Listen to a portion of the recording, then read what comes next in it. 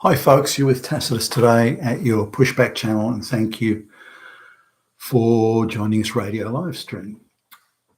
In this essay, I'd like to talk about the wider implications, if you like, the geopolitical implications of the Russia-Ukraine war now, and to put it in perspective of the globalization project. So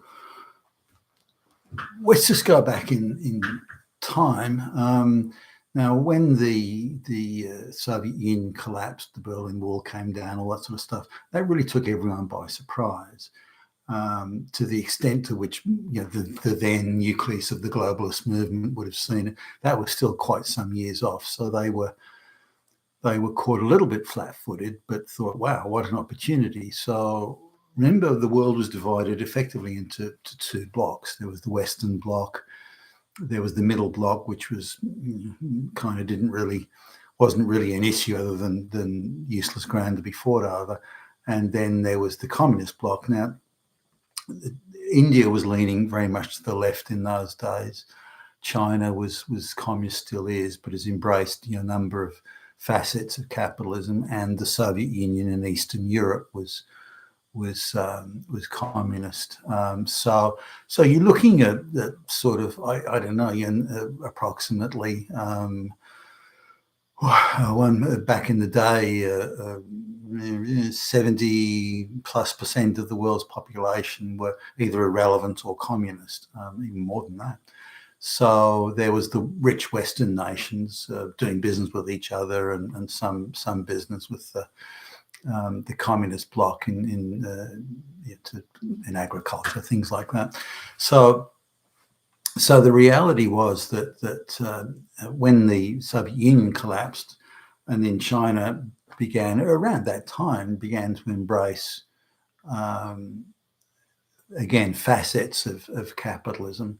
Very much controlled by the Communist Party, but nonetheless, and India began to move sort of more to the middle rather than away from the left. This changed the complete dynamic of the world geopolitical situation, and that's when the globalists decided the timing was never going to be better than this. This was it. This was the golden opportunity to really put the globalist project into action.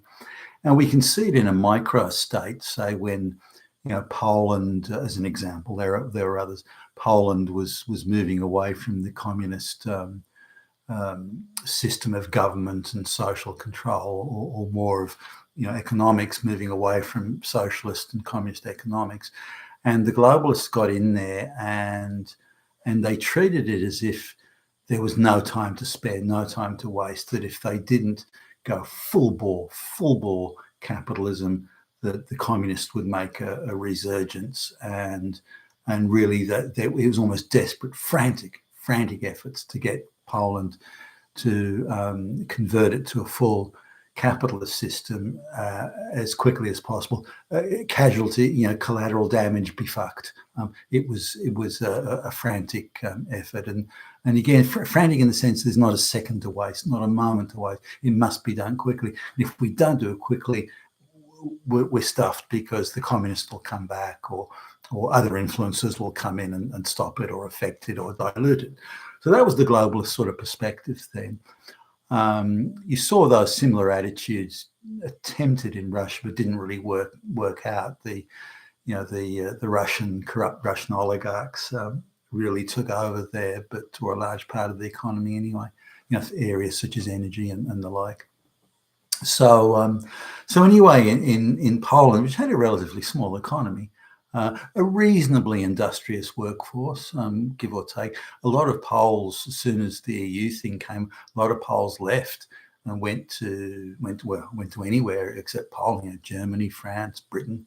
And generally in Britain, on balance at least, and compared to any other group, Polish workers are considered to be quite reliable and conscientious and so on.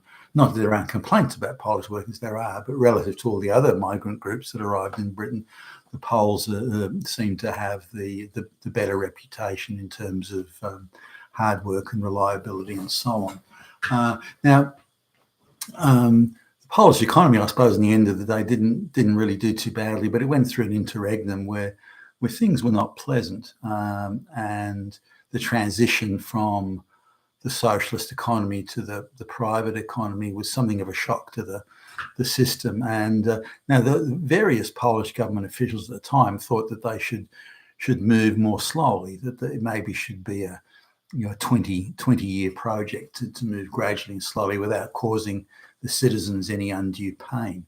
The belief was that if the citizenry suffered a lot of pain in the transition from communism to capitalism, that they would be turned against capitalism, and that would be a bad thing, or would be unhelpful, or would create unnecessary friction, that sort of thing. Whereas if they did it more slowly, then the transition could be done without unnecessary pain to the citizenry. So these various views were floating, but the globalists were adamant, no, it has to be done now, right now. No waiting, no waiting, no tomorrow, no the next day, right now. And so it was I thought anyway, a rather painful transition for people that had been heavily dependent on super inefficient state-run industries, which communism has in abundance. So it was different in East Germany because they had a very wealthy West Germany to merge with. So that took away some of that, or a lot of it. I mean, there was still sort of transition pains, but it wasn't anywhere near the suffering that some of the other East European countries went through. Now, there's places like, say, the Czech Republic, for example, again, quite an industrious, reasonably well-educated population. But the other populations where they've got no tradition of industrial achievement or anything like that, Romania, Bulgaria, those sort of places, parts of Croatia, parts of Yugoslavia and so on, they didn't do too good. They struggled with the transition. In fact, a lot of them are still struggling today with it. And the transition into communism wasn't easy either because of the sort of social controls that communism required.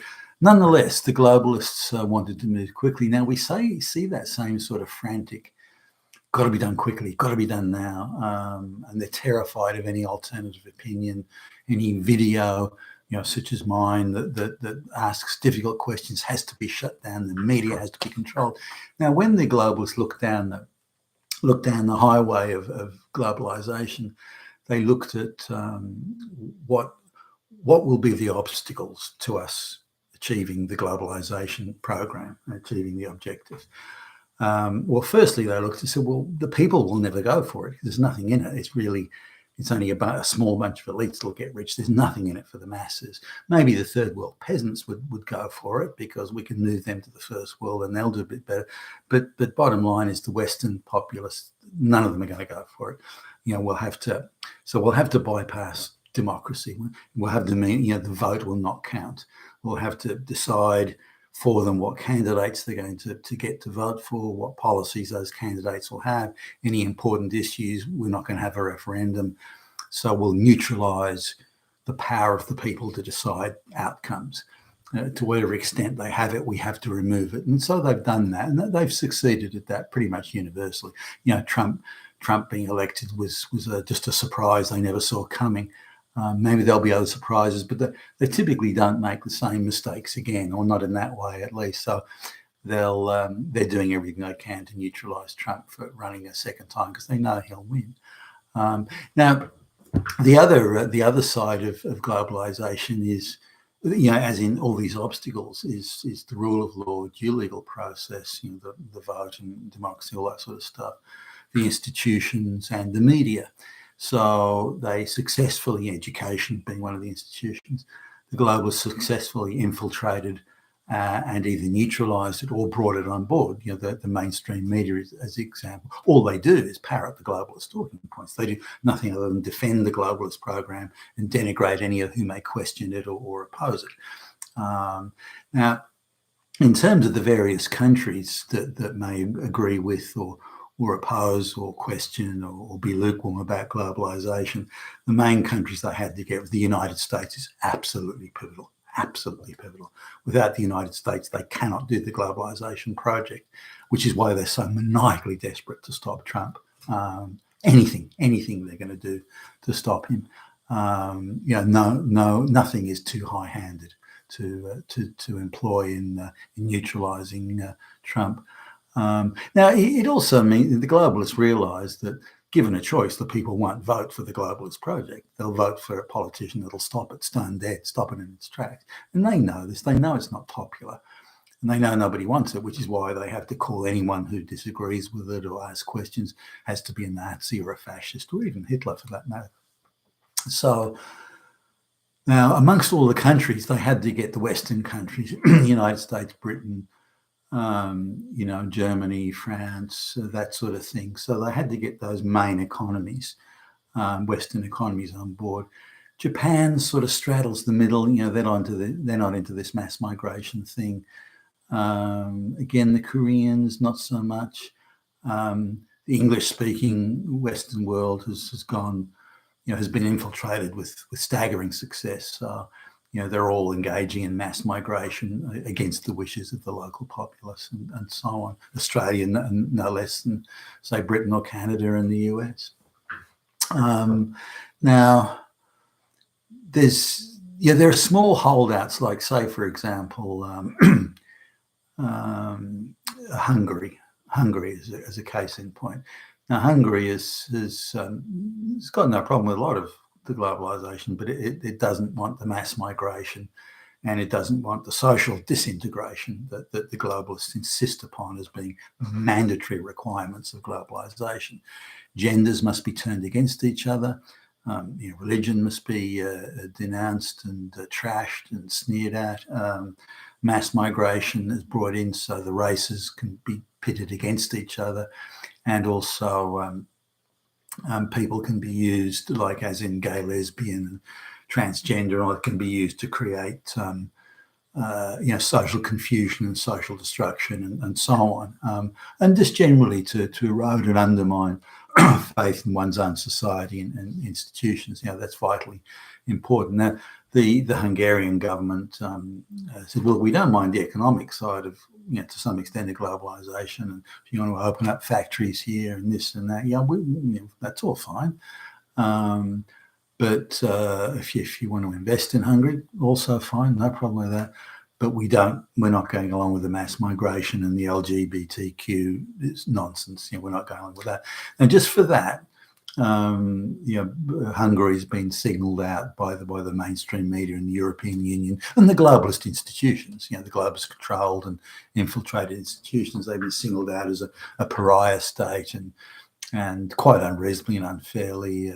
Viktor Orban, the Prime Minister of Hungary, has been denounced as a Nazi and a fascist and all the other stuff. So, and this is quite, in my view, quite unreasonable. And instead of bringing him to the table and cutting a deal, they've decided it's all or nothing, and they're going to crush him one way or another. But Hungary's a bit player. What Hungary does or doesn't do isn't going to affect the overall scheme of things. The globalists are concerned that it might give ideas and backbone to other countries in the region, particularly the ones that remember the communist era, because a lot of what the globalists are trying to do in terms of social controls are almost the same as the communists used in many ways. So, but still, it doesn't matter. What the Czech Republic does or Hungary, doesn't matter. The new government in Italy of Giorgia Meloni, again, you wouldn't call them radically anti-globalist. They don't want the illegal immigration, and there's facets of globalization they're not happy with, and they want to evict the illegal. There are things, whether they do it or not, it's another matter. But you wouldn't call them anti-globalist. Middle of the road, perhaps, and they don't want certain aspects of the globalization, the mass migration is a case in point. But that's all. So I wouldn't view them as a. But again, the globalists have this all or nothing view. We want all of it, and if you don't give us, we're going to crush you, and we're going to accuse you of being Hitler and so on. So now, if you look at when Meloni was standing for office, it looked like she's going to win, and when she won, every article I saw from the globalist media said she was Mussolini. she was a fascist, all this sort of stuff. I mean, the propaganda was insane. Now, but some of the bigger countries that don't go along with globalization, and they are a problem. And as it turns out, because of its huge energy reserves, Russia is actually a critical sort of crossroads, if you like, for the globalization project. They've decided, the globalists decide, they have to have Russia. They have to have it. No discussion. They must have it. And their perception, wrongly in my view, is that Putin is the only obstacle between them totally controlling Russia or not controlling it at all. They seem to be focusing on that, and I don't think that's accurate. I mean, maybe the globalists have got a government, a puppet government in waiting in the wings. So as soon as Putin's gone, they just swing their bum boys into the government, and it's all good from their perspective. I don't think so, actually. Nonetheless, so really, Russia is because of its geographical location, and because of its energy resources and its geostrategic situation, it's a must-have for the globalists. They can't not have it, and they're prepared to go to exceptional lengths to do whatever it takes to get it. Now, they're using Ukraine, the corrupt basket case, Ukraine, with the suspended democracy, arbitrarily arrest citizens without trial, and so on. That's a democracy that the globalists are protecting. Yeah, you're right. And they're using the European Union or NATO, more to the point. They're trying to stir Finland up, who's got that schoolgirl globalist feminist as a fucking prime minister. What a joke, seriously. And they'll try and use the Baltic states. So the globalists will try and prod and push and provoke and annoy Russia as much as they can. But if it does turn into a major military conflagration, I'm not sure the globalists are going to. The outcomes of war are uncertain, and the control over events that the globalists fancy they have will be lost once a major conflict enters, becomes a reality day to day. Now, the other factor that I just want to touch on is that globalists have done such an effective job of demoralizing the West and undermining the West, and of turning, otherwise, vigorous males into pathetic, limp-wristed soy boys, because they've been so successful at that. How many people could they really mobilize into the armed forces if a major conflict took place? Remember, Russia hasn't had any of this LGBTQ nonsense or any of the, gender studies, and they haven't had any of that for, more than 30 years. So, and even then, they were a very militaristic society back in the Soviet days, ideological, but militaristic nonetheless. So now, what's the West going to do? If it comes to a major conflict, are they going to threaten Russia with, we're going to send over purple-haired lesbians that'll teach you a lesson, you motherfuckers? I mean, how's that going to work? We're going to wave climate change placards at you, you damn Russians. This is. Now, there's a hope, of course, that among, in certain circles, that it would be a technological war. So it's going to be a war fought with drones and satellites, and, where the people operating the drones are many hundreds, if not thousands of miles away. The satellites will nuke each other, and, all sorts of things like that. So there'll be the warfare of the satellites in orbiting the Earth, and then drone swarming and things like that. I don't know if that's really going to be the future of warfare. It's certainly going to be a very significant part of any conflict, but is it going to be the same as having boots on the ground? I don't know. Effective, motivated, well-trained boots on the ground. Because I don't think the Western powers could do that. I think Britain, for example, would struggle to get 100,000 boots on the ground. Well-trained, committed troops. How many of them are going to have a senior officer who's a purple-haired lesbian, for example? Will people risk their lives? Why should they give up their life for a country that hates them? If you're a straight white male, you're told every day you're evil and you're Hitler and you're a fascist and you're a Nazi and you're a racist. And why would you want to fight for your country that tells you they hate you? Why would you want to do that? I don't know if you would. the minority groups, the brown and black people, why should they? They've been told that they're subject to evil racist oppression every day. Why should they fight for that country?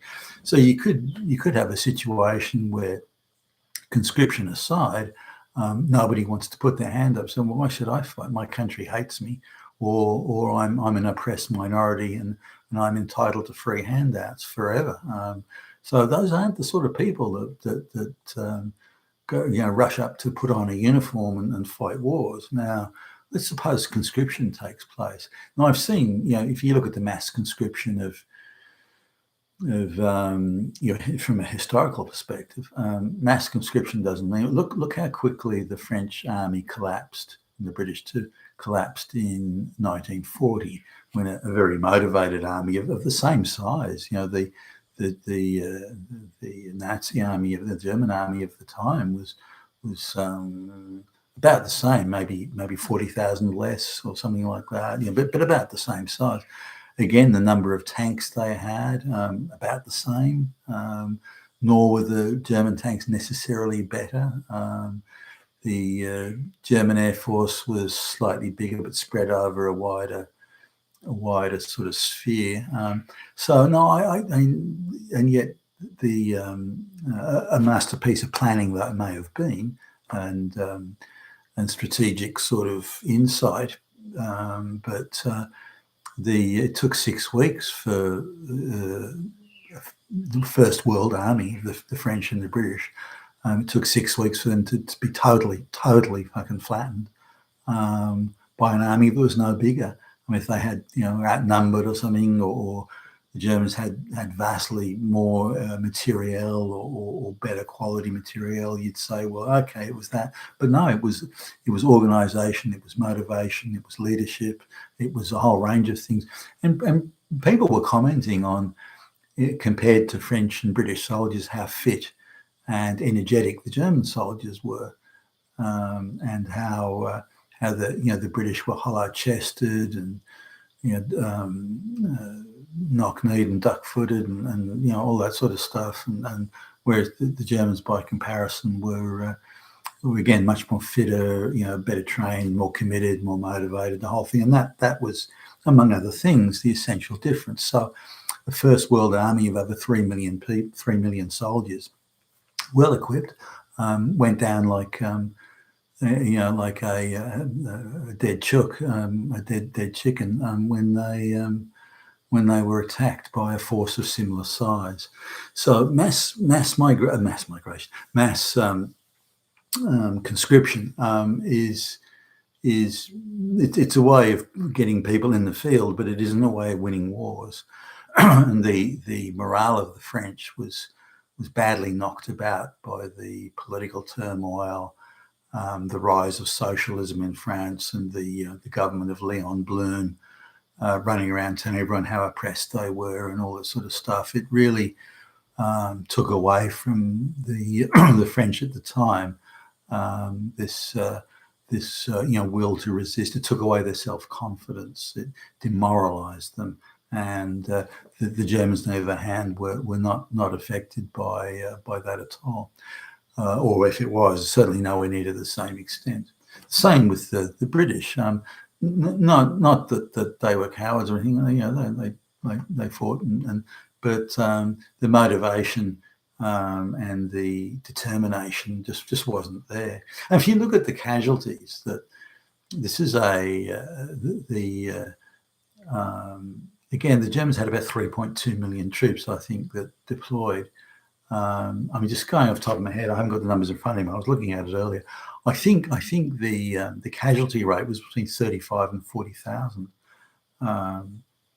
Now, you're looking at sort of a minuscule proportion of those deployed were killed or injured. Again, over a wide battlefield with over 6 million combatants, and the Germans lost quite a few. Relatively small number of men killed or injured. Now, if there is a conflict, I can't see the West being able to put either an army in the field as a volunteer army, when the volunteers would be the most motivated, or if they couldn't get enough through volunteering, and I don't think they will, that they have to go to conscription. And then I don't think they're going to have the motivated, committed, determined people. I think far from it. There's too many white men who would be the traditional protectors of the democracy. And, well, hey, democracy no longer exists. This is a corrupt system where the FBI decides what I'm allowed to see on the television and so on. They're going to look at all that and go, well, why should I fight for that? Now there'll be all sorts of propaganda. Those Russians are going to rape your wives. They're going to do this. But there's so much propaganda now that, again, people are becoming inured to it. Okay, fine. But that's still, whether they're going to do rape this or do that, you still tell me every day through the media that I'm a wicked, evil oppressor and slaver and Nazi and fascist, and I have to pay reparations and this sort of thing. Why should I fight for a country that tells me I'm that bad? So I think that's really how it's going to unfold. But that's why they have to get Russia and have to put Russia on side. It's a must-have for the globalists. And they're prepared to do anything. And they're already starting to do really dumb things, which will backfire. You've been with Tacitus today, your Pushback channel. Thank you for listening.